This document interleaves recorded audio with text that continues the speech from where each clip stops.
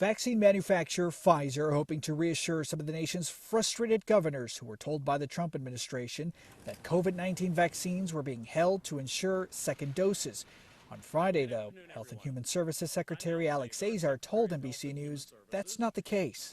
No, there's not a reserve stockpile. We now have enough confidence that our ongoing production will be quality and available to provide the second dose for people. So we're not sitting on a reserve anymore. We've made that available to the states to order. Pfizer says second doses are ready and only recently started shipping them at the request of Operation Warp Speed. That's the Trump administration's effort to develop and distribute a COVID-19 vaccine.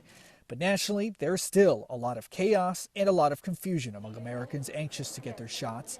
This week closed with roughly 39% of distributed vaccines having gone into arms, according to the CDC. Over 1.5 million people have already received both necessary doses. Speaking to the nation on Friday, the president-elect promised to push harder on vaccinations after he takes office. We'll be a partner to the states and cities. So where things are working, we'll help do more of the good work. And when things can improve, we'll bring more resources to bear to get folks tested and vaccinated. Biden vowing to expand vaccination eligibility, set up more free pop-up sites, and give supply efforts a second wind.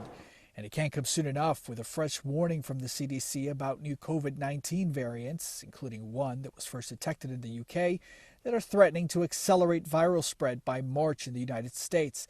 California, specifically LA County, is at a breaking point. That's where the National Guard is backing up the coroner's office, sharing the grim task of handling the dead. In some cases, overwhelmed EMTs are the ones having to decide in minutes if a COVID patient is rushed to the hospital or if they remain at home, possibly succumbing to the virus. Now it's gotten to the point where if somebody has coronavirus specifically, we're just basically giving them 20 minutes. And if they're not viable after 20 minutes, we're making a rough decision. But with more than 2 million people now dead from COVID-19 around the world, the U.S. is on track to hit 400,000 lives lost due to the virus in the coming days. That's about 6 packed NFL stadiums. Imagine somebody's loved one filling each one of the seats.